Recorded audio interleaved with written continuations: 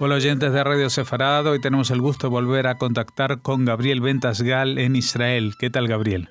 ¿Qué tal? Nuevamente un gusto. Bueno, me imagino que el anuncio este martes del esperadísimo acuerdo del siglo, así lo dieron en llamar ya en los últimos 2 o 3 años, pues habrá provocado una serie de reacciones de los analistas, ¿no? Aunque este plan ¿difiere o no difiere mucho de otros que se presentaron en el pasado? Difiere radicalmente, más aún, algunos incluso intentan compararlo con Oslo y decir que de hecho es una continuación del plan de Yitzhak Rabin. Y la verdad que no es así. El plan de Oslo estaba basado en la premisa que palestinos e israelíes dialogarían para llegar a un acuerdo consensuado en una táctica, una teoría que era el compromiso en base a confianza. O sea, si hacíamos cosas paralelas, se iba a alcanzar cierta confianza que permita llegar a un acuerdo completo. Este acuerdo no está basado en eso. Este acuerdo está basado en la premisa que Israel y Estados Unidos coordinan para implementar de forma unilateral lo que consideran una solución para el conflicto palestino-israelí. O sea que es una solución unilateral, pero porque no ha participado Mahmoud Abbas, o si hubiera participado también se hubiera quedado en algo bastante unilateral. Es unilateral porque Mahmoud Abbas y el resto de la dirigencia palestina actual no son socios para la paz. Le han ofrecido varias ofertas mucho más atractivas que estas y a todas han dicho no, porque el objetivo real que estarían de acuerdo para aceptar convivir con el Estado de Israel es que, por ejemplo, Tel Aviv deje de ser una ciudad hebrea israelí. El objetivo máximo y el objetivo real de la autoridad palestina es, a través de medios políticos no violentos, destruir el Estado de Israel como cuna nacional del pueblo judío. Por eso mismo no aceptan que Israel es la cuna nacional del pueblo judío. Simplemente eso. No entender eso te lleva a confusiones y creer que realmente podrían llegar a conformarse con algo como puede ser territorios dentro de los límites del 67.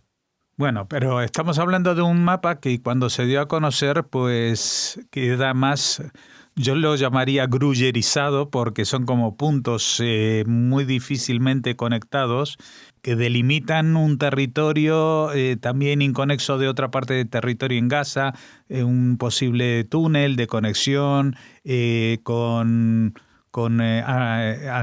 dársenas en los puertos israelíes de Haifa y Ashdod, pero no propios, etcétera, etcétera, sin límites con países extranjeros. Digamos, el Valle del Jordán ya sería también una bajo soberanía israelí. ¿Un tipo de Estado así es viable como Estado o solo como autonomía? En principio podría ejecutarse, sería un Estado raro comparado con otros. Pero la verdad es que si la autoridad palestina fuese una autoridad que no gastase el 7% de su presupuesto nacional en pagarle sueldo a terroristas, o no incentivase el terrorismo desde, por ejemplo, su televisión, y no dijese de alguna manera claramente que quiere destruir el Estado de Israel, podría ser un Estado normal con fronteras normales. Si fuese que la Franja de Gaza estuviese desarmada y no disparase 15.000 cohetes en contra de Israel la última década, y bueno, es probable que hubiese recibido un Estado normal y corriente. Pero lamentablemente no es un Estado normal y corriente. Un Estado normal y corriente no le roba a su población y utiliza el dinero de donaciones europeas para pagarle a familias cercanas a la autoridad palestina. Lamentablemente los palestinos, como bien entiende Trump, no han cumplido con su función de demostrar que tienen un nivel de institucionalización y un deseo de convivir con Israel. Y por eso su Estado no es normal, porque la autoridad palestina no es normal. Uh-huh. Ahora, esto como acuerdo que, tal como lo presentó Trump, dijo esto, si lo aceptan los palestinos, fantástico. Ahora, si no lo aceptan, esto es lo que hay. Tal cual. Y eso es el punto de partida para entender por qué Bibi Netanyahu lo acepta. Porque yo no creo que Bibi Netanyahu esté de acuerdo o esté feliz con la idea de un Estado palestino viviendo al lado del Estado de Israel. Lo que pasa es que para poder concretarse ese Estado palestino, según el mapa que dice Donald Trump, los palestinos tienen que cumplir con ciertas condiciones. Y una de ellas es, por ejemplo, reconocer que Israel es la cuna nacional del pueblo judío, que en teología islámica significa renunciar a la teología islámica más básica. segundo, tienen que desarmar la Franja de Gaza y que haya un solo poder. Y lo tercero es dejar de incentivar el terrorismo y dejar de pagar sueldos y dejar de educar a sus propios niños. Si todo eso ocurre, podemos decir que vendrá el Mesías. Entonces, como son exigencias muy fuertes para la autoridad palestina, Bibi Netanyahu puede darse el lujo de decir: yo acepto anexarme el territorio que me lo permiten ahora, porque sé que lo que voy a tener que pagar no lo voy a poder cumplir, porque la autoridad palestina es muy probable que no cumpla con las condiciones exigidas por Donald Trump.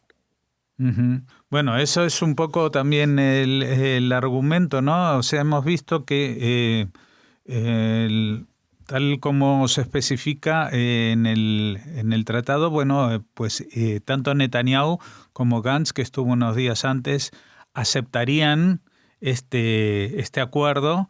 Del lado palestino, evidentemente, o por lo menos en estos momentos, tanto Mahmoud Abbas como, digamos, los países bajo la hegemonía iraní, Turquía y algunos grupos, digamos, están en contra, pero lo que sorprende, o por lo menos a mí me sorprende, es que hay muchos países que sí, o por lo menos no lo rechazan frontalmente. No estoy hablando solamente de los 3 o 4 países que estuvieron en la propia declaración, como Emiratos Árabes Unidos y Bahrein y Arabia Saudita, sino países como Marruecos, que también se ha pronunciado de forma bastante ecuánime, Francia, el Reino Unido, evidentemente hoy en día con esta política de Johnson está más cercano, pero surgen muchas más voces que en el pasado para que esta solución, aunque unilateral, sea apoyada, ¿no? Bueno, justamente lo que estás diciendo te demuestra cómo ha cambiado el Medio Oriente tras la primavera árabe y cómo ha cambiado también Israel. Hace un tiempo, Benjamin Netanyahu, que no es digno de mi total aprobación, pero que evidentemente está en una liga superior a los políticos israelíes promedio. O sea, un primer ministro que hoy viaja a Rusia para explicarle a Putin lo que acaba de fomentar con Donald Trump y que logra también traerse a un israelí que fue apresado injustamente, como una especie de favor que le hace Putin, y que también acaba de conseguir lo que ha conseguido en los últimos años del gobierno de Estados Unidos. Bueno, es un primer ministro que está a una altura superior al resto por ventaja. Ahora, una de las cosas que ha dicho Netanyahu es: cuando tú tienes un poder físico que te permite defenderse, ese poder físico hay que pagarlo. O sea que te tienes que transformar en una potencia económica para poder ser una potencia militar. Y cuando tengas esas dos cosas, vas a poder ser una potencia política. Y todo tiene que estar enmarcado en una potencia cultural y en valores. Son los 4 pilares para entender lo que es hoy Israel. Y lo que hoy es Israel se transformó en una potencia para muchos aspectos, especialmente en el Medio Oriente, donde los países sunitas más moderados lo necesitan Israel. Pero te das cuenta por las declaraciones que acabas de nombrar hasta qué punto el tema palestino empieza a molestar seriamente a los países árabes. Los palestinos son una carga para los países árabes. Fíjate hasta qué punto son tratados. No solamente se burlan de los palestinos en el Medio Oriente por el acento y por la forma de hablar también, que consideran el Medio Oriente como que es el árabe de peor nivel que hay en todo el Medio Oriente. Se burlan de ellos, sino que además se burlan por el hecho de que son una traba para conseguir cualquier acuerdo. Todos dicen que no. Y como todos dicen que no, los países árabes están cansados. Entonces entiendes que cuando Arabia Saudita o Egipto, 2 potencias sunitas, dicen que ven con buenos ojos el intento de Donald Trump de conseguir paz, yo creo que podemos concluir que están dispuestos a sacrificar a los palestinos con tal de llegar a un acercamiento con Israel. Bueno, cuando hablamos de sacrificar, no hablamos de sacrificar físicamente, sino el tema de la identidad palestina. Porque esto es algo que también ha aflorado en estos últimos días, después o a raíz de estas declaraciones y el acuerdo. Incluso hay gente que se adelanta y dice, como los palestinos, los dirigentes palestinos, no son capaces y no tienen, han creado una encrucijada en la cual no pueden aceptar lo que se les plantea, porque durante estos decenios han creado un clima de odio que cualquier concesión va a resultar una traición, ¿no? Pues esto lo que va a ser de alguna manera eliminar la identidad palestina, es decir, se van a convertir en ¿En qué? Yo no creo que se termine o se elimine la identidad palestina. Lo que ocurrirá es que políticamente van a forzar a los palestinos a un aislamiento tal que van a tener que decidir o mueren como expectativa de transformarse en un país independiente o ceden y aceptan lo que les dan. Y la verdad es que lo nuevo del proyecto de Donald Trump es que le dice a los palestinos en forma muy clara: ustedes hasta ahora han negado y han rechazado toda propuesta de paz. Entonces yo, Donald Trump, acuso a los palestinos de ser los culpables de que no haya paz y por lo tanto voy a castigar a los palestinos por eso. Es verdad, si tú lees el diario El País de España, ellos no se enteran de todo esto porque viven en un mundo paralelo que está tan influido por el antisemitismo que ellos respiran día a día que evidentemente no van a entender esto. Pero buena parte de los dirigentes europeos entienden que el principal factor que no provoca y que no ha ayudado a alcanzar una paz entre israelíes y palestinos es la propia dirigencia palestina. Donald Trump lo dice y acusa a los palestinos. En otras palabras, tú no puedes rechazar todo el tiempo cualquier propuesta de paz y que te salga gratis. Bueno, están pagando un precio por su rechazo. Uh-huh. Ahora, tenemos, como decíamos antes, la dirigencia israelí puede tener sus reservas, pero tanto Netanyahu como un posible recambio que sería de Benny Gantz en las elecciones del 2 de marzo, están, digamos, comprometidos a llevar adelante los términos de este acuerdo. Ahora tenemos otros dos factores ahí. Uno que es las elecciones de Estados Unidos el año que viene, este año, perdón, de momento con muchos números a favor de que siga Donald Trump, pero dentro de 4 años no sabemos qué va a pasar. Y por otra parte, en el tema de la dirigencia palestina, tenemos a un Mahmoud Abbas muy envejecido y que para su momento final, pues hay muchos que ya han preparado su ejército particular para salir a una guerra civil. Es decir, la dirigencia palestina existe o subsiste. Seguramente Mahmoud Abbas va a preferir pasar a la historia por lo poco que le queda, ¿no? El gran problema va a ser, bueno, hay varios temas que has dicho. El primero es que evidentemente el Estado de Israel, cualquier gobierno, ya sea Gantz o Netanyahu, el próximo gobierno de Israel, van a tener que ejecutar una anexión o una imposición de la ley israelí sobre el 30% de los territorios de Cisjordania que incluyen a las colonias judías. Entonces eso ya va a ser un paso hacia una definición fronteriza de los territorios. Es probable que Donald Trump vuelva a ganar las elecciones y durante 4 años se va a imponer una especie de acostumbramiento de la comunidad internacional que ese territorio ya forma parte del Estado de Israel. O sea que yo creo que después de las elecciones, no antes, creo que después de las elecciones cualquier gobierno que asuma va a ejecutar esto como la zanahoria que le regala Donald Trump al gobierno de Israel, a cualquier gobierno de Israel. Eso por un lado. Y hablemos de la dirigencia palestina. Lo que tenemos en la dirigencia palestina es que es una especie de anarquía, porque la autoridad palestina hoy en día dirige y gobierna esencialmente en Jericó, en Ramallah y en Belén. El resto de los lugares no tiene dominio real. Por ejemplo, en Hebrón. En Hebrón, la familia Kawazme, muy ligada al Hamas, es mucho más fuerte que la autoridad palestina. Y hay otros lugares que el Frente Popular de Liberación de Palestina es quien domina la ciudad.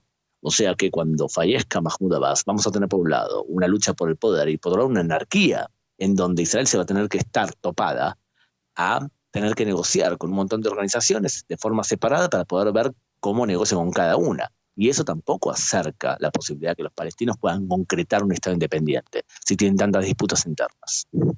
Uh-huh. Va a ser quizás un escenario como el de, por ejemplo, el que se da hoy en día en Libia, ¿no? Con señores de la guerra, cada uno por su lado, y en todo caso alguien que los lidera o los representa, pero que tampoco es una situación para entablar un diálogo definitivo. Entonces, en ese caso, ¿qué pasaría? En Cisjordania habría una anarquía, ¿y cómo actuaría Israel? ¿Cerrando las fronteras interiores? Hay que ver cómo se desarrolla la situación, porque si hay ciudades que son más problemáticas y pueden ser bloqueadas, tienes una situación. Lo que está claro que Israel va a tener que negociar y va a tener que tratar con un montón de entes quizás que no sean homogéneos, porque hoy Mahmoud Abbas lo que le da a toda esta organización es una especie de paraguas que es un paraguas más ficticio que real. Bueno, y eso sin meternos en detalles como qué pasaría con Hamás en la Franja de Gaza o algo de lo que prácticamente no se ha mencionado, que es el factor de Hezbollah más instalado fuera de lo que es el territorio israelí de Palestina, pero que tiene una influencia importante, ¿no? Mira, yo me gustaría decir que yo creo que lo que ha ocurrido rompe de alguna manera con ciertos mitos que hablamos también en tu programa y también en otros lugares, que son simplemente mitos. Y uno de ellos es que el tiempo juega en contra del Estado de Israel. Yo creo que claramente el tiempo juega a favor del Estado de Israel. Un país que tiene una potencia militar como la que tiene Israel y que puede ayudar a otros países de la región que luchan contra Irán, y un país que es una potencia ideológica que sabe desalinizar agua cuando los países árabes necesitan el agua, tienen petróleo pero no tienen agua, o un país que tiene la capacidad de hacer agricultura en lugares desérticos como tiene Israel, tiene mucho más para ofrecer a los países árabes. Y lo que sucede es que estamos viendo con mayor claridad que los países árabes necesitan más Israel de lo que Israel necesita a los países árabes. Y yo creo que es un proceso que, si sigue manifestándose de la manera que se está manifestando, es probable que también los países europeos dentro de poco necesiten Israel más de lo que Israel necesita a los países europeos. Creo que esa es la tendencia clara que beneficia al Estado de Israel. Nuestros problemas no van por ahí, nuestros problemas son problemas más que nada internos, sociales, que pueden provocar que nuestras luchas internas y nuestras separaciones, nuestras grietas, nos provoquen daños, pero no creo que sean problemas externos. Bueno, me imagino que esto dará para varios programas a lo largo del tiempo para hablar, revisar y replantearnos a partir de estas premisas básicas expuestas este martes pasado, qué es lo que se va construyendo o lo que se va destruyendo. Evidentemente, como señalabas también al principio y ahora, ya se ha destruido tanto que realmente todavía queda un resto de esperanza de que a partir de ahora haya un cambio, ¿no? Como que se ha revuelto la baraja, se han mezclado las cartas y todo se ha vuelto de una manera distinta y que plantea nuevos desafíos. Así que esperamos dentro de un tiempo poder volver a contar contigo para analizar lo que ha dado de sí este desarrollo del Acuerdo del Siglo. Muchas gracias, Gabriel Ventasgal.